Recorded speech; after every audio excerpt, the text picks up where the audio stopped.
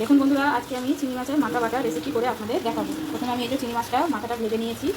এবারে কড়াই তেল গরম হয়ে গেছে, এবারে দিয়ে দেবো তেলের মধ্যে আমি শুকনো লঙ্কা গোটা। শুকনো লঙ্কাটা একটু ভালো করে ভেজে নেবো। এর মধ্যেই দিয়ে নেবো রসুন, একটু ভালো করে ভেজে নেবো রসুনের লঙ্কাটা। এবার দিয়ে দেবো কালো জিরে, আর দেবো পেঁয়াজ কুচনো। তাকে বেশ ভালো করে লাল লাল করে ভেজে নেবো। পেঁয়াজটা নরম হওয়ার জন্য ওটা আমি অল্প করে লবণ দিয়ে দেবো। দিয়ে ভালো করে লাল লাল করে পেঁয়াজটাকে ভেজে নেব। দেখুন পেঁয়াজটা আমার ভালো করে ভাজা হয়ে গেছে। এবার সব আমি নামিয়ে নেবো। দেখুন আমি এই চিংড়ি মাছের মাথার সাথে এগুলো একবারই সব তুলে নিচ্ছি। একসাথে করে আমি সিলে সব বেটে নিয়ে আপনাদের দেখাচ্ছি। দেখুন এবারে আমি সিলের মধ্যে নিয়ে এটাকে ভালোভাবে বেটে নেব সব একসাথে।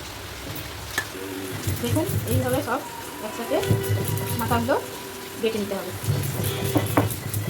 দেখুন বন্ধুরা, এই যে আমি এইভাবে চিংড়ি মাছের মাথাটা ভর্তা করে নিয়েছি বেটে। দেখুন আমার ভর্তাটা রেডি হয়ে গেছে চিংড়ি মাছের। আপনারা এইভাবে করে খেয়ে দেখবেন রেসিপিটা কেমন লাগলো, আর লাইক শেয়ার কমেন্ট করবেন অবশ্যই।